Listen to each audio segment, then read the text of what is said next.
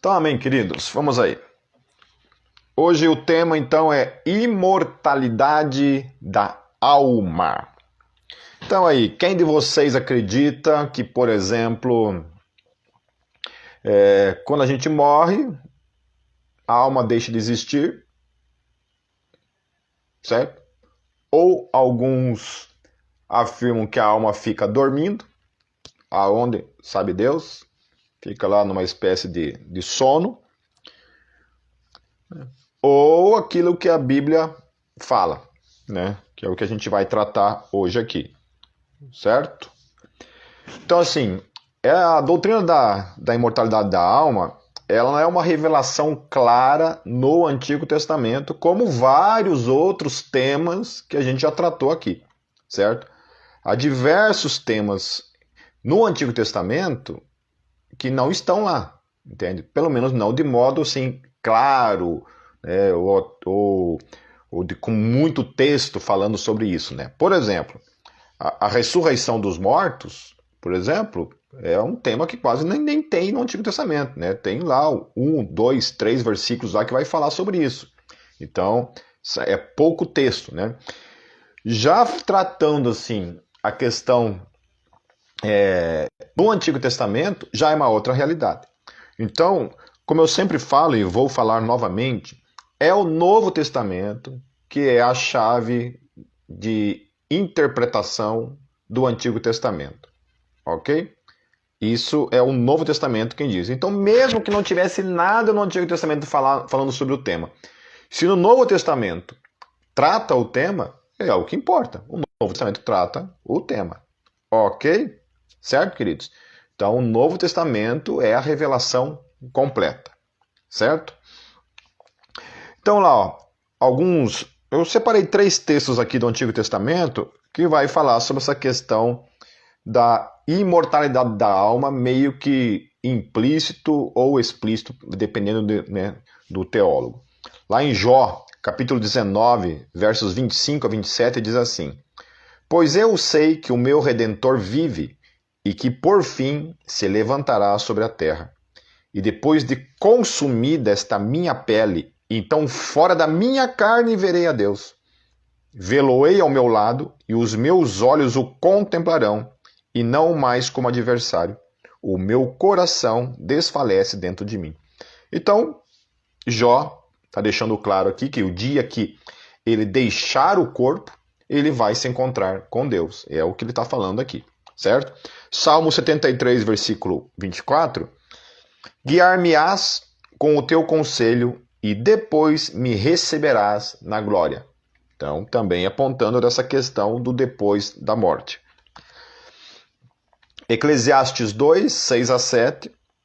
Antes que se rompa o cordão de prata e se quebre o copo de ouro e se despedace o cântaro junto à fonte, e se quebre a roda junto ao poço, e o pó volte à terra como era, e o espírito volte a Deus que o deu. Certo? Então aqui também o autor de Eclesiastes, que alguns entendem que foi Salomão, trata essa questão falando isso, que quando a pessoa morre, né, o corpo, o pó, volta à terra, certo? O corpo volta ao pó e o espírito volta a Deus. Então, só falando que há, sim, versículos no Antigo Testamento que denotam essa questão da imortalidade da alma. Ok? Então, assim, a palavra alma em hebraico é nefesh. Significados para essa palavra: alma, ego, vida, pessoa, coração, ok?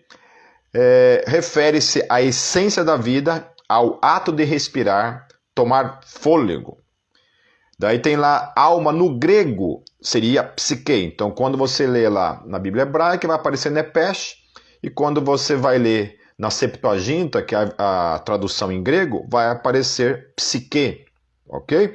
Então, significados principais, né, do psique no grego: a vida natural do corpo, vida, a parte imaterial, invisível do homem, o homem interior. Daí espírito, no hebraico, ruá. Significados principais: respiração, ar, força, vento, brisa, ânimo, humor e espírito. Ok? E aí, no grego, então, hebraico, ruá, e agora no grego, pneuma. Por isso que você estuda pneumatologia. O que é pneumatologia? É a doutrina do Espírito Santo. Okay? Onde você vai estudar a pessoa do Espírito Santo e vai lá. Então, né, vem a palavra pneuma, que é espírito. Significado de pneuma: vento, respiração, parte imaterial, invisível do homem, o Espírito Santo, o homem interior, ok? Também pode significar demônios, né? Ou um espírito desencarnado, ou coisa assim, certo? Por que eu estou falando dessas palavras aqui, né, no grego?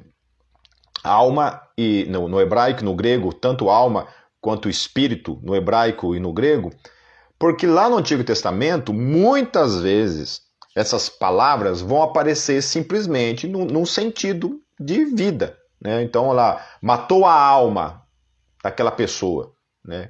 Perdemos a nossa alma. E naquele dia, muitas almas morreram. Então, dá o sentido do quê? De que a alma morre, ok? Só que não é alma nesse aspecto do ser imaterial, ok? Vai falar sobre vida, porque o significado de nefesh e psique, né, nefesh no hebraico e psique no grego, também tem esse sentido apenas da vida. Okay? Então, quando você morre, você, literalmente, ali a palavra vida, você perdeu a sua vida, vai aparecer alma, nefesh. Okay? Então, também tem esse sentido de possibilidade de morrer, porém, não o ser imaterial. Okay? Que também tem o significado de nefesh e psique. Então, como essas palavras têm os dois significados, elas podem significar, uma hora está falando simplesmente de morrer, na possibilidade de simplesmente perder a vida, né? O cara morreu, está morto. Okay? Então dá aquele sentido de que ele perdeu a alma dele, mas alma no sentido de vida. Okay? Porém, em alguns outros momentos vai aparecer lá alma, né? No sentido de algo a mais, que não é simplesmente a vida. Ou seja, o cara morreu, porém a alma permanece. Ok? Então, tem textos ali tratando as duas coisas. A mesma coisa com ruá ou pneuma. Né? Ruá no hebraico, para espírito, né? E pneuma também no grego, também para espírito. E que também pode significar simplesmente vento. Okay? Vento, sopro. O problema é que lá no Novo Testamento, por exemplo, vai dizer que Deus é espírito. Então, se a gente for usar isso de modo literal, vai entender então que Deus é vento, né? Que Deus é só um vento, okay? Que Deus é só um sopro e que não é uma pessoa. Então vai falar que o Espírito Santo, por exemplo, é só um vento, é só um sopro e não é uma pessoa. Estão entendendo? Então, ainda que essas duas palavras tenham dois significados, ok? Algumas pessoas utilizam somente um significado para então eliminar a possibilidade da imortalidade da alma. Vão pegar lá todos os textos do Antigo Testamento que vão tratar, por exemplo, nefesh, psique, como vida, simplesmente, o cara morreu a alma dele, perdeu a vida. Okay? E vão ignorar totalmente o Novo Testamento em relação a todos os textos no Novo Testamento, como a gente vai ver, que tratam sim a alma humana de uma forma distinta, de uma forma de permanência, a sua existência mesmo no pós-morte. E a mesma coisa em relação a ruach e a pneuma. Né? Ruach no hebraico e pneuma no grego. A mesma coisa, porque se for utilizar simplesmente, né, como vento, você vai negar, obviamente, o ser de Deus e o ser do Espírito Santo. Vai negar a Trindade, né? E aí, muitas vezes, os testemunhos de Jeová, por exemplo, utilizam muito essa questão de pneuma como vento, simplesmente para negar a doutrina da Trindade, ok? Então, somente utilizando, então, uma das interpretações, das aplicações dessas palavras que são amplas, certo? Não significam somente uma coisa. Então, por exemplo, é muito difícil você separar também essa questão de alma e espírito. ok? É difícil fazer essa separação. Algumas pessoas, assim, por exemplo, creem somente de modo dicotomista, né? Os dicotomistas acreditam, por exemplo, que só existe o físico e o imaterial, né?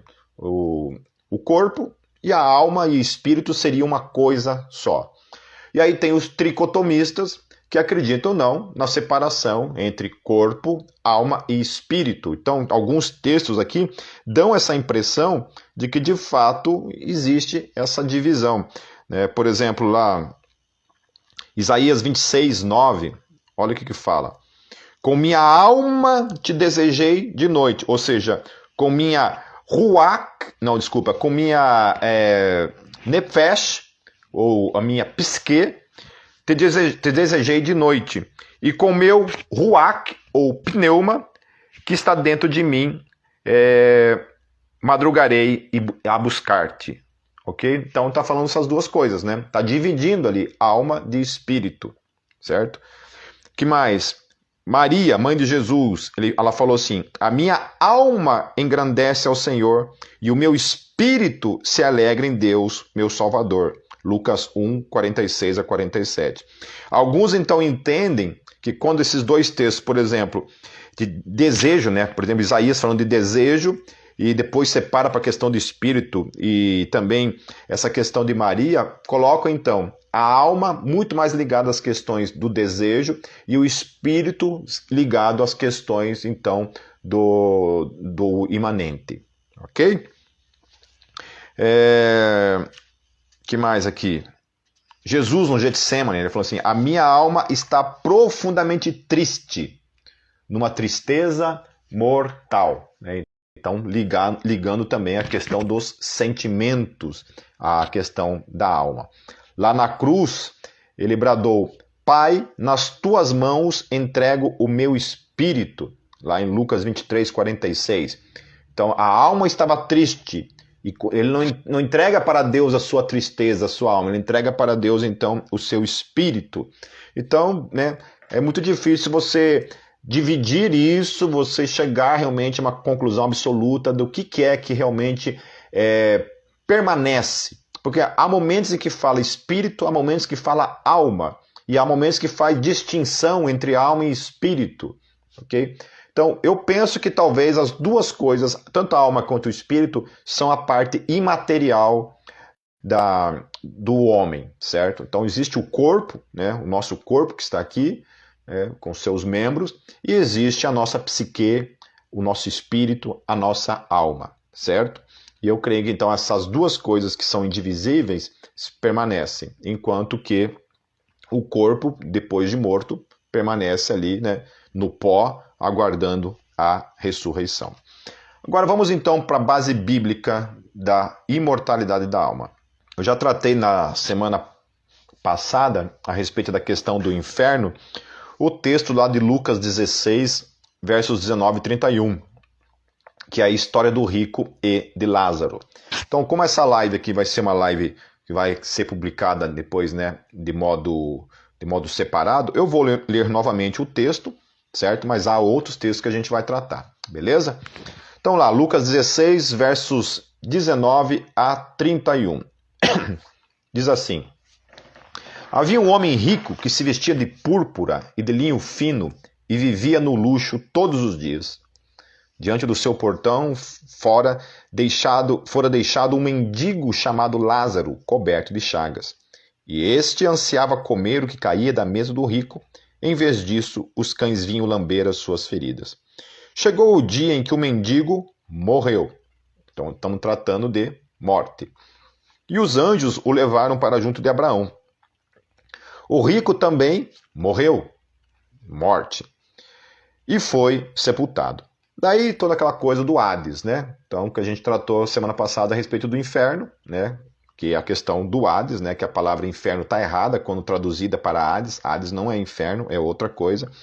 No Hades, onde estava sendo atormentado, ele olhou Abraão de longe, com Lázaro ao seu lado.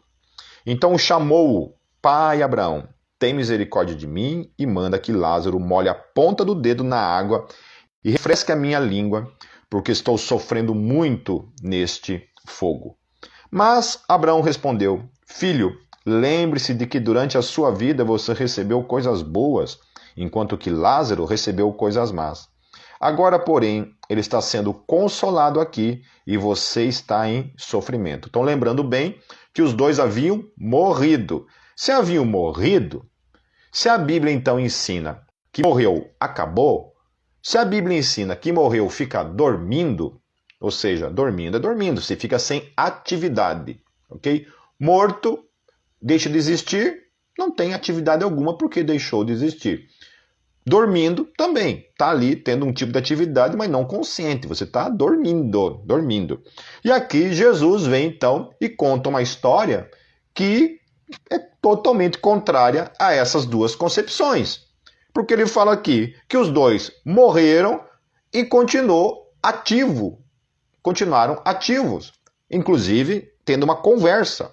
Então Jesus está ensinando da possibilidade de uma conversa, de uma existência no pós-morte. É o que Jesus está ensinando com isso aqui, certo? Então, independente da continuidade dessa história, né, inclusive ele vai falar lá no versículo 30, né?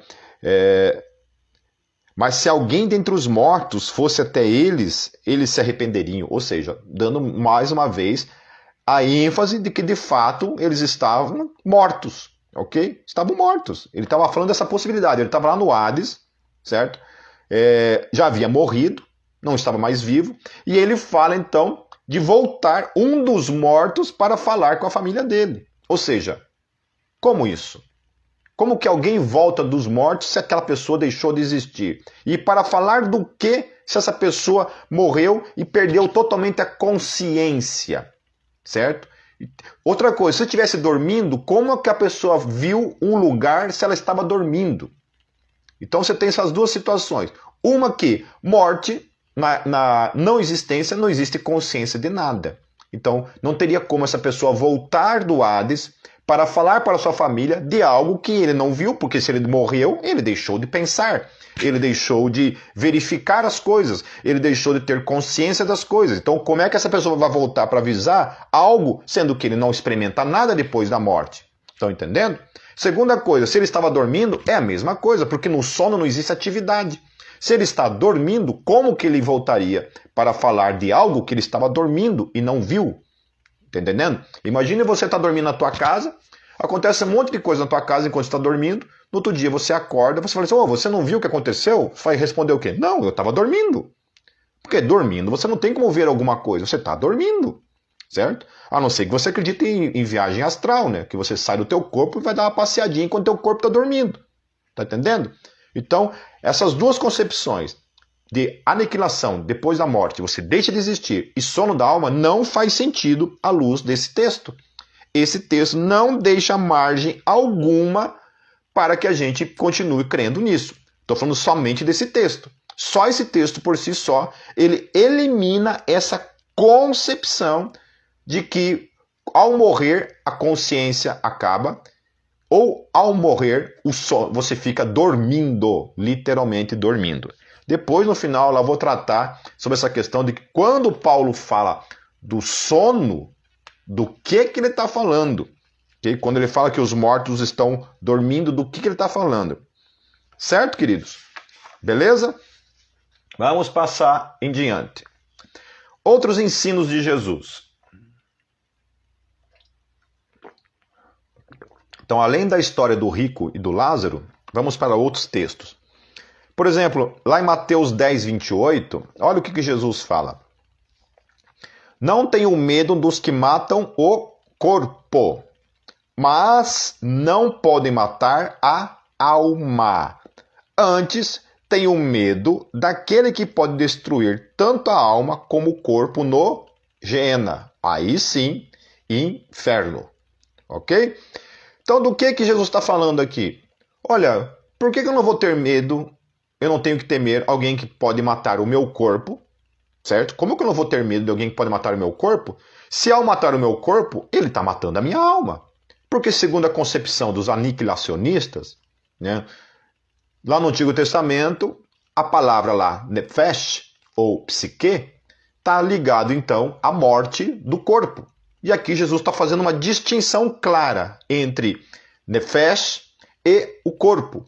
Está dizendo o seguinte, nem todo mundo, ao matar uma pessoa, necessariamente está aniquilando a alma dela, ele está falando. Porque as pessoas podem matar o meu corpo, mas não podem matar a minha alma. Não tem como matar a minha alma. E aí, como que isso se aplica, então, nessa concepção aniquilacionista de que lá os textos que falam sobre matar a alma quando as pessoas morriam? Tá entendendo? Aqui Jesus, então, está deixando de modo claro, volto a falar, o Novo Testamento está deixando de modo claro que há, sim, uma possibilidade que, sim, nefesh significa algo que continua no pós-morte, ainda que existam textos que falam que nefesh pode ser morta, no caso lá, porque nefesh tem significado de vida e tem significado de algo imanente, de algo imaterial que permanece no pós-morte. Então Jesus está falando assim, olha, não tenha medo de quem pode matar o teu corpo. Certo? Faz todo sentido. O corpo pode ser morto? Sim, o corpo pode ser morto. E até nefesh, dependendo do contexto do texto em que você está falando. E fatalmente, meus queridos, olhando alguns textos desses aniquilacionistas, é interessante porque nenhum deles tratam desses textos. Eles não tratam desses textos, eles só tratam dos textos que nefesh significa vida, simplesmente. Okay? E não entram nessas questões. Pessoas escrevem livros tratando de nefesh somente ligado à vida e não tratam de nefesh os textos que tratam a respeito da alma no sentido de permanência no pós-morte. Ok? Então, por exemplo, olha só, se a questão aniquilacionista, eu escrevi um parágrafo aqui tratando então da possibilidade do aniquilacionismo, então, para a gente tentar trazer isso como uma reflexão. Tá? Vamos imaginar, então, a questão aniquilacionista. Imagine que quando você morre, simplesmente volta ao pó e não há nada imaterial que sobreviva a isso. Okay? Vamos imaginar isso. Você morreu, acabou. Volta ao pó, acabou. Não existe nada de você que permanece existindo. Teu corpo morreu, a tua nefesh, a tua psique morreu, acabou, certo? O indivíduo está morto, deixou de existir, sobrou só o pó. Não existe nada imaterial neste ser. Deus diz que as pessoas podem fazer só isso com outro ser humano, ou seja, matar o corpo. Ou seja, não temam aqueles que podem matar e fazer você virar só pó. Ok? Olhando para o texto ali, né, aplicando no aniquilacionismo. Daí, Deus ressuscita o pó, novamente sopra sobre ele, então, a nefesh, a alma ou a psique, para então novamente fazê-lo virar pó. Seria o sentido do texto lá, né? Não tenho medo, mas tenha medo daquele que então pode ressuscitar, pode matar tanto o teu corpo quanto o teu nefesh, né? Esse seria o sentido aniquilacionista. Então, Jesus quis dizer o seguinte, dentro dessa aplicação aniquilacionista. Não temos que matam o corpo e te fazem virar pó. Temam aquele que irá te ressuscitar e te fazer de novo virar pó. Qual que é o sentido disso, queridos? Vocês estão entendendo o que eu estou falando? Na visão aniquilacionista, se você morre, vira pó, não continua o nefesh, não continua a tua psique, por que Jesus falou isso? Olha, não tema quem mata o teu corpo e não pode matar a tua alma. Tema aquele que quando você ressuscitar, vai te fazer você voltar ao pó de novo. Ué? Que sentido tem isso? Certo? Ou seja, você não deve temer quem te fará deixar de existir ao te matar, e sim temer aquele que te fará deixar de existir quando você levantar do pó para voltar novamente ao pó. Qual é o sentido? Então, para que eu vou ter medo de Deus, se o que vai acontecer comigo é o mesmo que já aconteceu? Estão entendendo o que eu estou falando ou estou falando muito grego? Dá um joinha aí quem está entendendo. Então, assim, se quando você morre, na visão aniquilacionista, você deixa de existir, eles olham para esse texto aqui e estão dizendo o seguinte, que Deus está falando assim, olha, não tem essas pessoas que fazem você deixar de existir. Temam a Deus que um dia vai ressuscitar você e fazer você deixar de existir. Eu falei, ué, se o resultado vai ser a mesma coisa, qual que é a diferença? Nenhuma. Ou seja, todo o temor, então, que envolve esta passagem, implica unicamente em que o cara, ao invés de existir como pó, não existirá mais nem como pó, porque os vivos matam o corpo. Simples, ponto. Certo? E outro problema em relação a esse conceito aniquilacionista é em relação a esses dois versículos aqui, ó. Mateus 23, 14 e Hebreus 10, 29. Olha o que falam esses textos.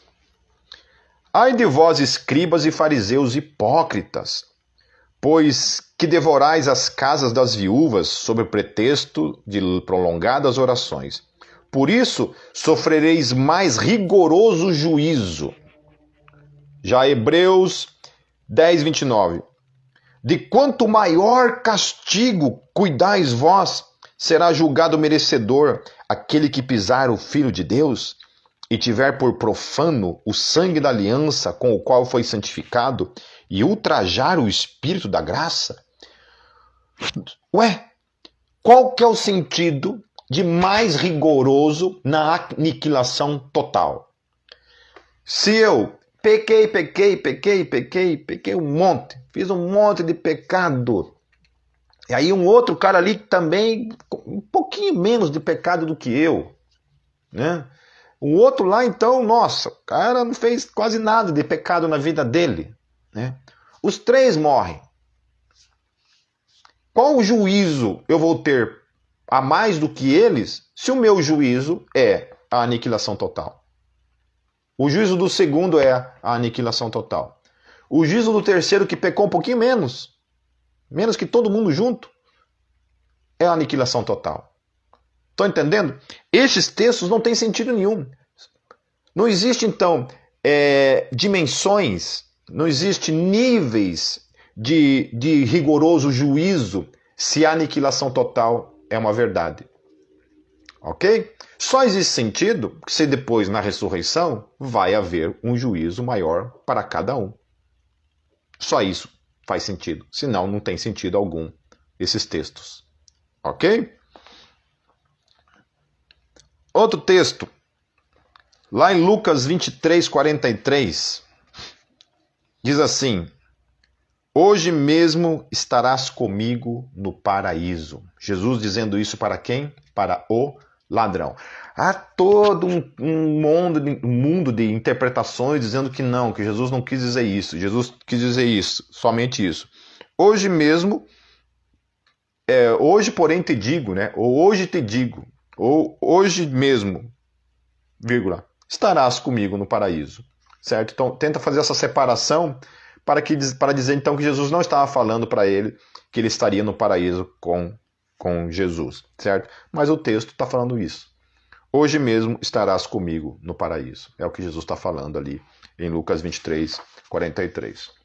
Aí nós temos uma outra passagem na Bíblia, que é lá em Mateus 17, 3 e 4, que é em questão a aparição de duas figuras no Monte da Transfiguração, que foi Elias, que havia sido arrebatado, ok, todo sentido, né? Ele não morreu, Elias não havia morrido, assim como Enoque não morreram, os dois foram arrebatados até o céu, né? Estavam lá na presença de Deus, vivos, não experimentaram a morte. Só tem um probleminha em relação a esse texto, que é a aparição de um cara que tinha morrido, que foi Moisés. Como que Moisés me aparece ali? Se Moisés tinha sido aniquilado totalmente.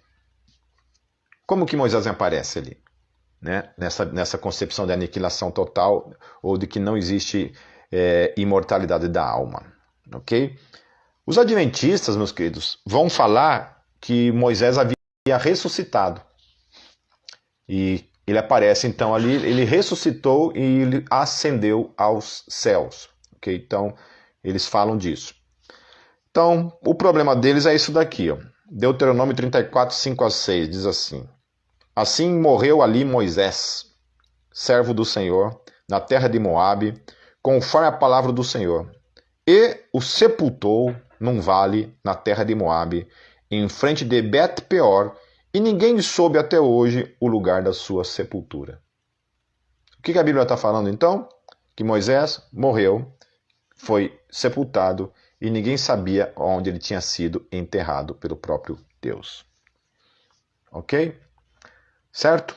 E aí, o Novo Testamento vai falar o seguinte. Judas, no versículo 9, fala assim: mas o arcanjo Miguel, quando contendia com o diabo e disputava a respeito do corpo de Moisés, não ousou pronunciar juízo de maldição contra ele, mas disse: o Senhor te repreenda. Então, o autor de Judas, ele vai falar de uma briga do diabo com o arcanjo Miguel. Vai falar dessa briga a respeito do corpo de Moisés. Aonde isso daqui está relatado? Não se sabe. Ok? Não se sabe com certeza. Mas a questão é que o autor de Judas está falando então que o corpo de Moisés, corpo de Moisés, ok? Então Judas testifica que houve uma disputa acerca do corpo de Moisés. Se Moisés estivesse vivo, ele teria dito disputavam acerca de Moisés e não do corpo de Moisés. Não se utiliza a expressão corpo para se referir quando a pessoa está viva neste caso. Ok? Certo? Orígenes, um dos pais da igreja do segundo século, afirma categoricamente que Judas extraiu isso do livro Assunção de Moisés. Ele diz que a briga entre Miguel e o diabo foi porque o diabo reivindicou que Moisés não merecia um enterro digno, uma vez que ele havia sido um homicida. Isso aí é o que o Orígenes falou a respeito dessa passagem em Judas. Miguel responde que Deus é o Criador da terra e que o diabo não tinha nenhuma autoridade quanto a esse assunto, segundo Orígenes. Nisso, Miguel enterra o corpo de Moisés nas montanhas e conduz o espírito de Moisés para os céus. Isso que Orígenes fala, ok? Biblicamente falando, não temos como saber, certo? Somente que Judas relatou isso. Aonde Judas extraiu isso também não sabemos. Orígenes fala que foi desse livro, A Assunção de Moisés. Porém, no livro A Assunção de Moisés, no capítulo 11, deixa claro que Moisés morreu. Ou seja, em nenhum lugar desse livro apócrifo, A Assunção de Moisés, aparece qualquer ressurreição de Moisés. Então, essa história de ressurreição de Moisés não existe em nenhuma literatura. Ok? Isso aí é uma especulação dos adventistas e dos aniquilacionistas em relação a essa passagem para dizer então, para negar a possibilidade da imortalidade da alma. Porém, o texto fala isso de modo categórico, que Moisés havia morrido e agora aparece Moisés ali. De que forma? Se ele estava morto. Provando então, biblicamente falando, que o espírito de Moisés permaneceu no pós-morte. Amém, queridos? Mais um texto. Filipenses 1, 20 a 26. O apóstolo Paulo falando da sua morte. Diz assim: aguardo ansiosamente e espero que em nada serei envergonhado. Pelo contrário, com toda a determinação de sempre, também agora Cristo será engrandecido em meu corpo, quer pela vida, quer pela morte. Olha só. Cristo vai ser engrandecido no meu corpo, quer pela vida, quer pela morte. Vida, morte. Ok? E aí, o versículo 21, ele vai falar o seguinte: porque para mim, o viver é Cristo. E o morrer é lucro. Ou seja, Paulo está olhando para a sua morte como uma espécie de lucro. Viver para ele é Cristo, mas morrer para ele é lucro. Lucro. Entende? Ele olha para a sua vida, para o seu ministério, para tudo que ele estava sofrendo no seu ministério, todas as perseguições, tudo que ele enfrentava na sua vida, no seu ministério. E ele falou assim, olha, para mim morrer é lucro. Se eu morrer é lucro. Ok? No versículo 22, ele diz assim: caso continue vivendo no corpo, continue o quê? Fazendo o quê? Vivendo aonde? No corpo.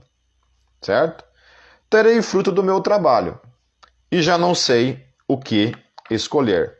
Então ele não sabe então se ele escolhe permanecer no corpo ou se ele não permanece no corpo, se ele morre, porque para ele era lucro. Depois eu faço os comentários sobre esses versículos, tá? Estou pressionado dos dois lados. Desejo partir. Eu acho interessante isso, que todos esses aniquilacionistas, todos esses caras que lidam com Nefesh, como a vida simplesmente, né? Morreu, acabou o Nefesh, ou lida com o Ruá como vento, né? Eu fico pensando nisso. Por que Paulo está falando sobre partir? Se você morre, você parte para onde quando você morre? Se não existe nada no pós-morte, segundo os aniquilacionistas, parte para onde? Para onde Paulo está achando que ele vai partir? Então alguns vão utilizar esse texto aqui, eu já vi adventistas tentando explicar esse texto, dizendo que Paulo está falando da ressurreição dele. Não está falando da ressurreição dele de jeito nenhum. Mas não adianta fazer esse malabarismo hermenêutico, sabe, interpretativo, que não tem a menor possibilidade de Paulo estar falando sobre a ressurreição dele. Não existe isso no texto. O texto está falando sobre morte, certo? Ele está falando sobre morte. Ele não sabe o que escolher entre as duas coisas, entre morrer e partir. E ele fala o seguinte, que para ele morrer é lucro. Lucro. Certo? Que lucro há na morte, meus queridos? Se você vai deixar de existir. Não existe lucro em deixar de existir. Não há nenhum lucro nisso. E aí ele continua então. Desejo partir e estar com Cristo. Então por isso que é lucro para ele partir. Porque para ele partir é estar com Cristo. Senão, não tem sentido. O que é muito melhor. Contudo, olha que ele vai continuar. É mais necessário, por causa de vocês, que eu permaneça no corpo. Olha que coisa interessante. Então ele fala sobre partir e fala sobre permanecer. Partir é o quê? Estar com Cristo. Permanecer é o quê? Permanecer no corpo. Ok? Então por que morrer para ele é lucro? Simples, é só você ligar as coisas. Para ele, morrer é lucro, porque morrer é estar com Cristo. Ele não sabe o que ele prefere. Ele não sabe qual escolha tomar nesse aspecto. Se ele permanece no corpo ou se ele parte para estar com Cristo. Partir, meus queridos. Ok? E aí fazer uma desconexão, tirar essas afirmações dele do texto e dizer que Paulo está falando de ressurreição, mas não venha com essa conversa. Entendeu? Não aceite esse tipo de balela, porque isso é balela. Certo? Então, versículo 25. Convencido disso, sei que vou permanecer e continuar com todos vocês para o seu progresso e alegria na fé, a fim de que, pela minha presença, outra vez a exultação de vocês em Cristo Jesus transborde por minha causa. Certo? Então, morrer é lucro. Qual o lucro que Paulo teria? Simplesmente deixar de existir? Nenhum. Não existe lucro na não existência. Certo? Não existe lucro. Qual seria o lucro dele? Se ele morresse? É estar com Cristo. Partir. Partir. Como que o morto parte, meu querido? Se o morto está lá no cemitério, como que o morto parte? Não parte. Está lá, continua lá.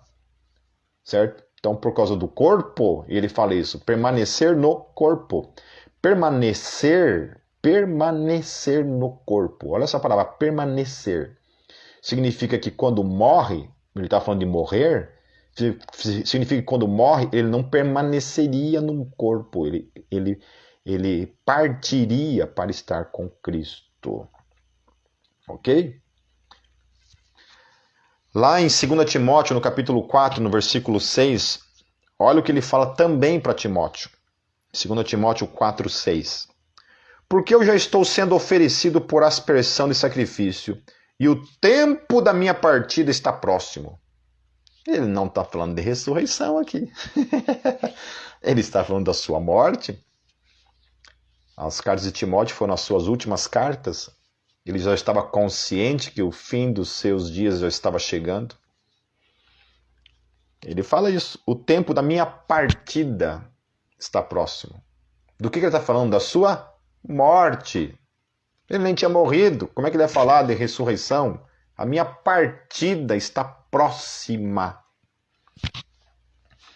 Lá em 2 Coríntios, capítulo 5, verso 8, diz assim: mas temos confiança e desejamos antes deixar este corpo para habitar com o Senhor. Olha só, tanto isso não pode estar falando de ressurreição, que o texto fala deixar este corpo. Na ressurreição nós não deixaremos este corpo. Na ressurreição nossos corpos serão revestidos de imortalidade. Nós nunca deixaremos este corpo na ressurreição. Este corpo que está aqui vai ser revestido de imortalidade, é o que Paulo vai falar depois, lá na sua carta aos Coríntios, que a gente vai tratar daqui a pouco. Ok? Então, temos confiança e desejamos antes deixar este corpo para habitar com o Senhor. Ponto. Amém? Então, como que não existe imortalidade da alma? Como que a alma não sobrevive no pós-morte? O apóstolo Paulo está falando aqui sobre deixar o corpo. Não é ressurreição? Não tem como ser ressurreição. Certo? Não tem a menor possibilidade de ser ressurreição, porque ressurreição você não deixa o corpo, é ressurreição. Ressuscita o quê, afinal de contas? O teu corpo. Então como é que vai deixar o corpo na ressurreição? Não tem como. Logo, só na morte você pode deixar o teu corpo. Na ressurreição, não. Na ressurreição é o corpo. Certo? Então, queridos, o apóstolo Paulo aqui arrebenta qualquer possibilidade em relação a essa questão de que não existe a menor possibilidade da alma sobreviver à morte. Do contrário, a alma ou o espírito humano permanece no pós-morte. Certo? E aí, olha só, Paulo também lá em 2 Coríntios, no capítulo 12, nos versos 1 a 4, ele fala uma coisa interessante em relação a essa questão do espírito humano ou da alma humana. Ele fala assim: em verdade que não convém gloriar-me, mas passarei as visões e revelações do Senhor. Daí ele fala o seguinte: conheço um homem em Cristo que há 14 anos, daí ele fala, se no corpo não sei, se fora do corpo não sei, Deus o sabe, foi arrebatado ao terceiro céu. Como isso? Como que uma pessoa vai até o terceiro céu e volta? Daí ele fala, olha, eu não sei se foi no corpo ou se fora do corpo. Fora do corpo. Se não existisse na mente de Paulo a possibilidade fora do corpo, ele não utilizaria fora do corpo, a expressão fora do corpo. Paulo falaria simplesmente, olha, eu conheço um cara que foi no terceiro céu. Ponto. Ponto. Não existe possibilidade de uma pessoa ir para o céu fora do corpo. Ok? Não tem. Fora do corpo não existe. Então, Paulo não citaria essa expressão. Paulo não falaria essa expressão. Certo? Não falaria. Ok? Então, se ele cita fora do corpo, significa que na mente do apóstolo Paulo, fora do corpo era uma possibilidade. Olha, eu não sei se o cara foi no corpo ou fora do corpo. Então, se ele citou fora do corpo, é que fora do corpo existe sim uma possibilidade de uma pessoa ter ido ao terceiro céu somente em espírito ou alma e espírito. Ok? Também há a possibilidade da pessoa ter sido arrebatada em corpo, alma e espírito. Ok? Paulo não sabia explicar, dizer ao certo como teria sido isso, mas a possibilidade na mente de Paulo era sim possível. Ok? Daí tem uma passagem também, né, que era uma das crenças dos pais da igreja, muitos livros apócrifos, né, como eu falei semana passada, até também relatam esse tipo de coisa, né, que Jesus, quando ele morre, ele vai até o Hades e ele prega então os espíritos em prisão. Então lá 1 Pedro 3, 18 e 19, diz assim: porque também Cristo padeceu uma vez pelos pecados, o justo pelos injustos, para levar-nos a Deus, mortificado, ou seja, morto na carne, mas vivificado pelo Espírito, no qual, ou seja, no Espírito, não na carne, no Espírito, também foi e pregou aos espíritos em prisão. Então aqui, ruach, né, ou pneuma, se fosse só vento, faz sentido Jesus ir lá pregar para o vento? Jesus foi lá e pregou para o vento em prisão? Como é que se prende vento, né? Tá parecendo a Dilma aqui. Certo? Né? Como é que Jesus vai lá e pregou pro vento estocado? Como é que isso funciona? Certo? Então, não tem possibilidade, meu querido. Né? Então, ele foi lá e pregou para os espíritos em prisão. Né? Os apócrifos vão falar isso, né? Que Jesus foi até o Hades e pregou para aqueles que estavam lá no Hades. Atos 7,59. Olha o que diz lá em Atos 7,59. Em relação a Estevão, né? E apedrejaram a Estevão, quem em invocação dizia: Senhor, Senhor Jesus, recebe o meu espírito. Ou seja, Senhor Jesus, recebe o meu ruach. Senhor Jesus, recebe o meu pneuma. Ok? Certo? Recebe o que, querido? Se quando morre deixa de existir, o que Deus ia receber? Ok? Aquilo que Paulo falou, recebe a ele mesmo. Amém? A parte que permanece existente do ser.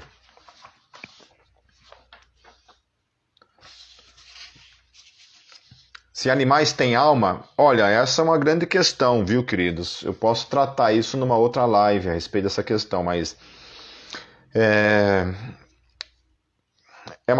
muito difícil, porque como o ruach também pode ser usado para a questão da morte de um animal, né? Porque o ruach, no caso, seria a vida, certo?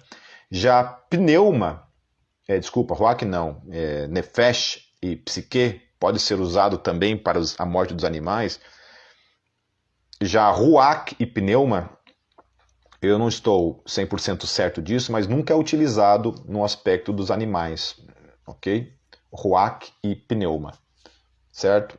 Então, eu não sei, eu não vim tratar sobre esse assunto aqui, sobre a questão dos animais. Posso, né, mais para frente, talvez aplicar alguma questão em relação a essa questão. Beleza, queridos? Porque até agora teria que procurar aqui os textos, né? E não é sobre isso que eu vou tratar hoje. Um texto interessante, né? Lá de um apócrifo, que é o Apocalipse de Tomé. No livro Apocalipse de Tomé fala assim. Eu não lembro, eu não anotei aqui o capítulo e o versículo, tá? Então eu vou só citar o texto. Então os espíritos e as almas dos santos sairão do paraíso e virão para a terra inteira, e cada um irá para o seu próprio corpo onde foi colocado. E cada um deles dirá: aqui jaz o meu corpo. Ou seja, é um apócrifo testificando essa questão a respeito do espírito humano que está no paraíso e depois volta para o seu corpo, ok? Mas é um livro apócrifo, né? Eu estou só citando para que vocês tenham uma ideia de que os cristãos ali no segundo século acreditavam também, havia muitos cristãos que acreditavam nessa questão da imortalidade da alma, certo? Né? Baseado, obviamente, naquilo que esses textos que a gente já está citando aqui, ok? Em relação, queridos, para encerrar, em relação a essa questão do sono da alma, quando Paulo lá fala, né, dos que dormem, né, Jesus foi feito a primícia dos que dormem, todos esses dois textos, tanto lá em 1 Coríntios 15, dos versos 12 a 23, que vai tratar sobre a questão do sono, E 1 Tessalonicenses 4, dos versos 13 a 14, ele vai tratar isso também, da questão do suposto sono. Sono aqui não é da alma, ok? Paulo não está tratando aqui a questão da alma humana e nem do espírito humano. O contexto aqui, Paulo está falando da ressurreição. Porque olha o que diz o texto, lá em 1 Coríntios 15, 12 em diante. Ora, se prega que Cristo ressuscitou dentre os mortos, como dizem alguns dentre vós que não há ressurreição dos mortos? E se não há ressurreição dos mortos, também Cristo não ressuscitou. Ou seja, do que Paulo está falando? Ressurreição dos mortos. O que se está negando? A ressurreição dos mortos. Então ele está tratando sobre a questão da ressurreição. Aí sim, ressurreição. Logo, ressurreição tem a ver com o quê? Com o corpo, certo? Quem ressuscita é o corpo, ok? E se Cristo não ressuscitou, logo é vã a nossa pregação. E também é vã a vossa fé. Assim somos também considerados como falsas testemunhas de Deus, pois testificamos de Deus que ressuscitou a Cristo, ao qual, porém, não ressuscitou, se na verdade os mortos não ressuscitam. Porém, se os mortos não ressuscitam, também Cristo não ressuscitou. E se Cristo não ressuscitou, é vã a vossa fé, e ainda permaneceis nos vossos pecados. E também os que dormiram em Cristo estão perdidos. Eles estão falando sobre o quê? Quem morreu. Ué, se não existe a ressurreição de mortos, quem morreu, acabou. Certo? Acabou. Se Jesus não ressuscitou, acabou. Se não existe a ressurreição dos mortos, acabou. Não tem sentido. Toda a pregação, o testemunho que eles estão falando que Jesus ressuscitou, acabou. Não tem sentido algum. Se esperamos em Cristo só nesta vida, somos os mais miseráveis de todos os homens. Tratando o quê? Ressurreição. Ressurreição. Mas, de fato, Cristo ressuscitou dentre os mortos e foi feito as primícias dos que dormem. Porque assim como a morte veio por um homem, também a ressurreição dos mortos veio por um homem. Porque assim como todos morrem em Adão, assim também todos serão vivificados em Cristo. Mas cada um por sua ordem, Cristo as primícias, depois os que são de Cristo na sua vinda. Então, é óbvio que quando nós estamos tratando a respeito da imortalidade da alma, ninguém que está falando da ressurreição. Entendeu? Ninguém que está negando a ressurreição. Ninguém está negando, dizendo, afirmando que a imortalidade da alma nega a ressurreição do corpo humano. Ok? São duas coisas muito distintas. Certo? Lá em 1 Tessalonicenses vai falar da mesma coisa, né? Não quero, porém, irmãos, que sejais ignorantes acerca dos que já dormem, para que não vos entristeçais como os demais que não têm esperança. Porque se cremos que Jesus morreu e ressuscitou, assim também aos que em Jesus dormem, Deus os tornará a trazer com ele, certo? Trazer com quem? Com Jesus. Logo, se Jesus vai trazer com ele, significa que estão aonde? Com ele. Quando Paulo fala que morrer é lucro, porque morrer é estar com Cristo. Quando o corpo de Paulo ressuscitar, ele está com Cristo. Jesus vai trazer com ele o seu espírito, sua alma, espírito, voltará para o corpo do apóstolo Paulo e ele vai ressuscitar num corpo revestido de imortalidade, né? De imortalidade. Num corpo revestido daquilo que é celestial, certo? E amém, e para sempre, amém. Amém, meus queridos? Há alguma dúvida? Alguma dúvida de que a alma permanece baseado em todos esses textos? Volto a falar. Existem textos que vão falar da morte da alma? Sim, vários. Por quê? Porque nefesh, ou psique, também pode significar simplesmente a vida, ponto. Não tem dúvida. Vai ter um modo de texto lá que vai falar a respeito da vida, simplesmente. Certo? Mas há outros textos, especialmente no Novo Testamento, que vai tratar da questão da psique, que aí sim vai tratar de modo distinto.